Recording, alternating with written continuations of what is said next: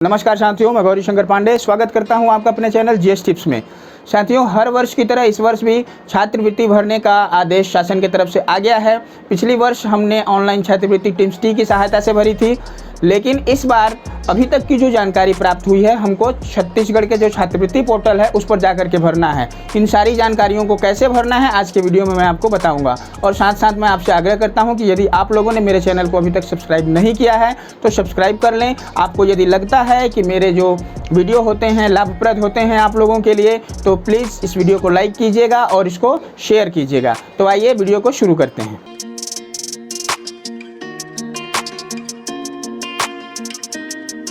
साथियों, जब भी आप छात्रवृत्ति भरने के लिए बैठेंगे तो उसके पहले निम्न प्रकार की जो जानकारियां आपके स्क्रीन में दिखाई दे रही हैं उसको एक रजिस्टर में या एक पन्ने में लिख करके रख लेंगे और एक साथ बैठ करके आप छात्रवृत्ति को आसानी से भर सकते हैं। दोस्तों, इसके लिए हमें छत्तीसगढ़ शासन के छात्रवृत्ति पोर्टल पर लॉगिन करना होगा। हम गूगल में या क्रोम में जाकर schoolscholarship.cg.nic.in टाइप करेंगे और इसे सर्च करेंगे। जैसे ही हम सर्च करेंगे हमारे मोबाइल स्क्रीन पर इस प्रकार का एक पेज ओपन हो जाएगा, जिसमें लेफ्ट साइड में छत्तीसगढ़ छात्रवृत्ति पोर्टल स्कूल शिक्षा विभाग लिखा है और उसका ये मोनो बना हुआ है।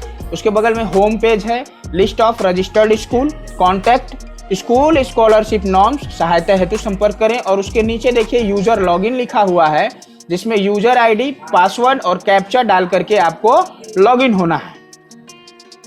मान लीजिए आप अपना पासवर्ड भूल गए हैं तो यहाँ फॉरगेट पासवर्ड को आप क्लिक करेंगे और फॉरगेट पासवर्ड को क्लिक करने के बाद इस प्रकार का एक पासवर्ड रीसेट करें का ऑप्शन आपके मोबाइल पर खुल जाएगा, जिसमें यूजर आईडी लिखा हुआ है और पंजीकृत मोबाइल नंबर के आखिरी के 4 अंक। ध्यान रखिएगा, कुछ लोग शुरू के 4 अंक लिख देते हैं और बोलते हैं कुछ नहीं हो रहा है, तो हमेशा ध्यान रखिएगा आखिरी के 4 अंकों को प्रविष्ट करके वैलिडेट बटन को आपको क्लिक करना है। जैसे मैं आपको दिखाता हूं, अपना यूजर आईडी यहां डाल दिया हूं और अपने पंजीकृत मोबाइल नंबर के अंतिम 4 अंक को यहां डालने के बाद वैलिडेट बटन को क्लिक करूंगा। और जैसे ही मैं वैलिडेट बटन को क्लिक करूंगा तो इसमें कोई ओटीपी वगैरह नहीं आने वाला है। यदि आपका यूजर आईडी सही है, यदि आपके द्वारा जो मोबाइल नंबर उस समय डाला गया था, पंजीकृत मोबाइल नंबर, उसके आखिरी के 4 अंक सही हैं, तो सीधा सीधा आपको नया पासवर्ड बनाने के लिए पहले में आपको नया पासवर्ड बनाना है, दूसरे में पासवर्ड की पुष्टि करने के लिए कहेगा और रीसेट पासवर्ड के ऑप्शन को आपको क्लिक कर देना है। आपका नया पासवर्ड बन जाएगा।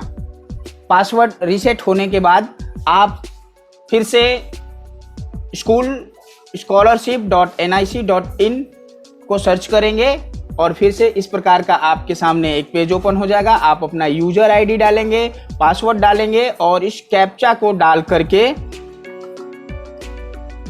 लॉगिन बटन को क्लिक कर देंगे। जैसे ही आप लॉगिन करेंगे इस प्रकार का एक पेज आपके मोबाइल स्क्रीन पर आ जाएगा, जिसमें छत्तीसगढ़ छात्रवृत्ति पोर्टल का मोनो है लेफ्ट साइड में, उसके बाद होम, फिर पंजीयन 2021, पंजीयन 1920, 1819, रिपोर्ट और संवितरण लिखा है। हमें पंजीयन 2021 में जाना है। पंजीयन 2021 को जैसे ही हम क्लिक करेंगे हमारे सामने इतने सारे ऑप्शन दिखाई देना शुरू हो जाएंगे। पहले लिखा हुआ है सत्र 19-20 के विद्यार्थियों का परिणाम संशोधन करें। दूसरे नंबर पर विद्यार्थी का साला परिवर्तन करें, सारांश प्रतिवेदन, उसके नीचे सारांश प्रतिवेदन फॉर्मेट डी है। फिर पंजीकृत विद्यार्थियों का आवेदन फॉर्मेट ए सुधारें या निरस्त करें। अगला है नवीन विद्यार्थियों का पंजीयन फॉर्मेट ए और उसके नीचे है जांच करें। तो कहने का मतलब यह है कि इतने सारे ऑप्शन जरूर अभी दिए हुए हैं, लेकिन हमें केवल नवीन विद्यार्थियों का पंजीयन, जो कि नीचे से दूसरे नंबर पर है, इसको करना है। बाकी कोई भी ऑप्शन अभी नहीं खुल रहे हैं। तो जो नवीन विद्यार्थियों का पंजीयन है फॉर्मेट ए में, जिसको हम करते हैं, उसको करने के लिए हमें नवीन विद्यार्थियों के पंजीयन को क्लिक करना है। जैसे ही हम क्लिक करेंगे हमारे सामने इस प्रकार का एक पेज ओपन हो जाएगा, जिसमें ऊपर लिखा हुआ है नवीन विद्यार्थियों का पंजीयन फॉर्मेट ए। इसको भरने से पहले एक चीज आप देख लीजिए, यहाँ स्पष्ट रूप से निर्देश दिया हुआ है, कृपया सभी प्रविष्टियां इंग्लिश में करें। तारांकित यानी जो स्टार लगा हुआ है इस चिन्हित फील्ड अनिवार्य है, मतलब जहां स्टार लगा है उसको बिना भरे आप आगे नहीं जा सकते। यदि आप आगे चले भी जाते हैं तो आपका वहां लास्ट जैसे ही सेव करने का ऑप्शन आएगा वो आपको फिर से बैक में ले जाएगा, बोलेगा पहले इसको भरिए। तो चलिए शुरू करते हैं कि इसको कैसे भरना है। देखिए कुछ जानकारियां तो भरी हुई ही आएंगी, जैसे आपका स्कूल का डाइस कोड, स्कूल का नाम, वर्तमान कक्षा आपको सेलेक्ट करना है। जैसे ही आप वर्तमान कक्षा को सेलेक्ट करेंगे आपके सामने फर्स्ट, थर्ड और सिक्स्थ आएगा। इसमें केवल पहली, तीसरी और छठवीं के बच्चों का ही नामांकन होगा। ज्यादातर हमें तीसरी और छठवीं के बच्चों को करना है। प्राइमरी वाले तीसरी के बच्चों को करेंगे और मिडिल वाले छठवीं के बच्चों को करेंगे। पहली के बच्चों को वे लोग करेंगे जिनके यहाँ अस्वच्छ धंधों में काम करने वाले अभिभावक हैं। ठीक है, इसके बाद हम यहाँ कक्षा सेलेक्ट कर लेंगे। उसके बाद इसी कक्षा में पिछली बार अनुत्तीर्ण होकर इस साल पढ़ रहे हैं क्या स्टार लगा हुआ है, इसको सेलेक्ट करने की ज़रूरत नहीं है, क्योंकि पहली से 8वीं तक उसी कक्षा में बहुत कम लोग होते हैं। ये 9वीं से 12वीं तक के लिए खास करके ये कॉलम होता है। उसके बाद क्या लगातार 2 साल से इसी कक्षा में, ये भी 9वीं से 12वीं तक के लिए है। प्रवेश क्रमांक, यहाँ आप विद्यार्थी का प्रवेश क्रमांक लिखेंगे जो पंजीयन क्रमांक है। पंजीयन क्रमांक वो होता है जब विद्यार्थी आपके स्कूल में पहली बार एडमिशन लेता है तो उसको एक हम प्रवेश नंबर देते हैं जिसको पंजीयन नंबर भी बोलते हैं, उसे डालना है।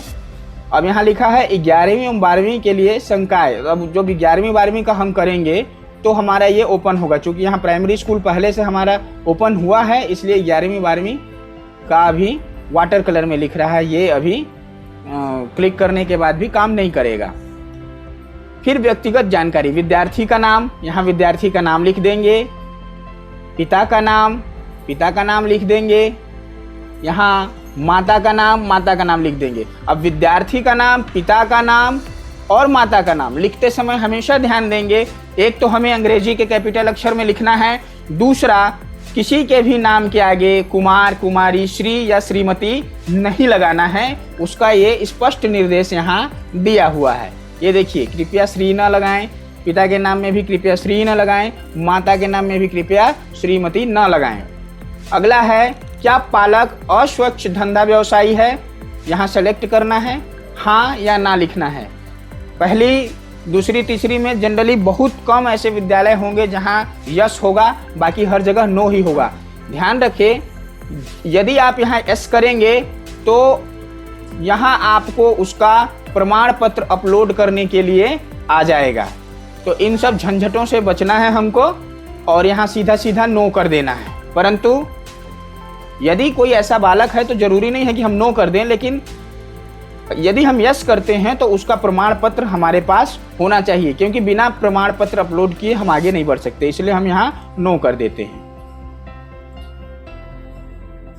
उसके बाद विद्यार्थी का आधार नंबर 12 अंकों का करना है। यहाँ आधार नंबर को डालने के बाद आधार में दर्ज विद्यार्थी का नाम, अंग्रेजी में आधार कार्ड में दर्ज विद्यार्थी का नाम, जैसे ही आप आधार नंबर डालेंगे ये ओपन हो जाएगा। और आधार कार्ड में जो भी नाम लिखा है, यदि गलत लिखा है तो आपको गलत ही दर्ज करना है। उसके बाद विद्यार्थी का लिंग, मेल, फीमेल और आजकल ट्रांसजेंडर का भी आने लगा है, तो इसको बहुत ध्यान से भरना है। फिर जाति वर्ग में उसका देखिए, जनरल, SC, ST, OBC, तो यहाँ प्राइमरी में तो केवल ST और SC आएंगे और 6वीं से 8वीं में ST, SC, OBC आएंगे, जनरल नहीं आएगा। अब मोबाइल नंबर का नंबर आता है, मोबाइल नंबर 10 अंकों में दर्ज करें। मोबाइल नंबर हमको चालू मोबाइल नंबर डालना है, क्योंकि मान लीजिए यदि बच्चे से संपर्क करना है तो इस मोबाइल नंबर के माध्यम से ही किया जा सकता है। उसके बाद छात्रवृत्ति हेतु बैंक खाते का विवरण, बैंक का नाम लिखने के लिए इसे हमें सर्च करना है। जैसे ही हम यहाँ सेलेक्ट बटन को क्लिक करेंगे, इस प्रकार से ऑप्शन आ जाएगा और आपको इसी में से किसी एक को चुन लेना है। उसके बाद आता है शाखा का नाम। शाखा का नाम भी हमको बहुत ध्यान से चुनना है। कभी कभी क्या होता है कि मेन मार्केट में बैंक होता है, लेकिन शाखा का नाम कहीं आसपास के गांव के नाम पर वो बैंक रहता है और शाखा का नाम दूसरा रहता है। तो जैसे ही आप शाखा के नाम और खाता क्रमांक को डालेंगे, यहाँ IFSC कोड तुरंत अपने आप यहाँ अंकित हो जाएगा और आपको यहाँ मिलान कर लेना है अच्छे से कि आप जो IFSC कोड उस बैंक का जानते हैं और यहाँ जो अंकित है सही है कि नहीं है। सही होने के बाद ही आप आगे बढ़िएगा। साथियों, बैंक का विवरण भरते समय हम ये ध्यान रखेंगे कि जो छत्तीसगढ़ राज्य ग्रामीण बैंक के जो खाते हैं वो 2 प्रकार के हैं। कुछ खाते 777 से शुरू हुए हैं जो कि 11 अंक के हैं और कुछ खाते 777 से शुरू हुए हैं जो कि 10 अंक के हैं। तो जो पोर्टल है 10 अंक के खातों को नहीं लेता है, इसलिए सबसे पहले एक 0 लगा देंगे। जो 10 अंक के खाते हैं उनके पहले 0 लगा करके उसको 11 अंक का कर लेंगे। ध्यान रखेंगे 0 पहले लगाना है, बाद में नहीं। इसके बाद ये पूछता है कि क्या बैंक खाता विद्यार्थी के नाम पर है, तो यहाँ यस और नो का ऑप्शन आता है। यदि बैंक खाता विद्यार्थी के नाम पर है तो आपको यस कर देना है, और यदि बैंक का खाता विद्यार्थी के नाम पर नहीं है तो आपको नो करना है और उसके बाद यहाँ सेलेक्ट कर लेना है। जैसे ही आप बैंक खाता विद्यार्थी के नाम पर है नो करेंगे तो यहाँ एक ऑप्शन खुल जाएगा, यदि नहीं है तो खाता धारक का नाम चुनें। तो यहाँ ध्यान रखें, नाम नहीं लिखना है। सेलेक्ट के ऑप्शन को जैसे ही क्लिक करेंगे फादर और मदर 2 ऑप्शन आएगा। ध्यान रखिए कि ये केवल प्राइमरी के लिए सुविधा है कि प्राइमरी के बच्चों का यदि खाता नहीं खुला है तो उनके माता या पिता दोनों में से किसी एक का खाता हम दे सकते हैं। मिडिल में ये सुविधा नहीं है। हमें यहाँ नाम नहीं लिखना है, केवल फादर या मदर को सेलेक्ट करना है। और फादर और मदर के अलावा नाना नानी दादा दादी के पास यदि विद्यार्थी रहता है तो वो यहाँ नहीं डाला जा सकता। उसके बाद जो प्राइमरी के लिए हम लोग भरेंगे तो अन्य जानकारी, क्या अभिभावक के पास 10 एकड़ से अधिक भूमि है, ये सेलेक्ट होगा ही नहीं। क्या अभिभावक आयकर दाता है, वार्षिक आय कितनी है, क्या विद्यार्थी सरकार द्वारा मान्यता प्राप्त छात्रावास का छात्रावासी है, ये सब नहीं आएगा प्राइमरी के लिए, क्योंकि प्राइमरी में कोई छात्रावास में नहीं रहता है। और मिडिल के लिए जब हम करेंगे तो 10 एकड़ भूमि है, क्या अभिभावक आयकर दाता है, तो 10 एकड़ भूमि होगी ही नहीं, उसको नो कर देना है। क्या अभिभावक आयकर दाता है, उसको भी नो कर देना है। अभिभावक की वार्षिक आय आप देख लीजिएगा, जो ऑप्शन आएगा उसमें जो सबसे कम होगा उसको सेलेक्ट कर लीजिएगा। क्या विद्यार्थी सरकार द्वारा मान्यता प्राप्त छात्रावास का छात्रावासी है, तो इसमें यदि वो छात्रावास में रहता है तो आपको लिखना है और नहीं रहता है तो नो कर देना है। इसके बाद हमको सेव बटन यहाँ नीचे दिख रहा है, सारी जानकारियां हम भर लेंगे, एक बार उसको अच्छे से मिलान कर लेंगे। उसके बाद सेव बटन को हम क्लिक करेंगे। जैसे ही सेव बटन को क्लिक करेंगे तो आपसे पूछेगा कि क्या आप विद्यार्थी डाटा फॉर्मेट ए सुरक्षित करना चाहते हैं, कृपया सुनिश्चित कर लीजिए। यदि आप चाहते हैं कि सुनिश्चित करना है, सेव करना है, तो आपको यस बटन को क्लिक करना होगा, और नहीं कुछ सुधार करना है, फिर कुछ याद आता है कि कुछ छूट गया तो आप नो बटन पर कीजिए, फिर वापस जाइए, सुधार कर लीजिए, लेकिन अंत में आपको यस करना होगा। जैसे ही आप यस को क्लिक करेंगे तो चूंकि मैंने अभी यहाँ किसी विद्यार्थी का नाम नहीं भरा है तो वो ऑप्शन नहीं आएगा, लेकिन आप जब किसी विद्यार्थी का नाम भरेंगे, जैसे ही आप यस करेंगे उस विद्यार्थी का एक रजिस्ट्रेशन नंबर आ जाएगा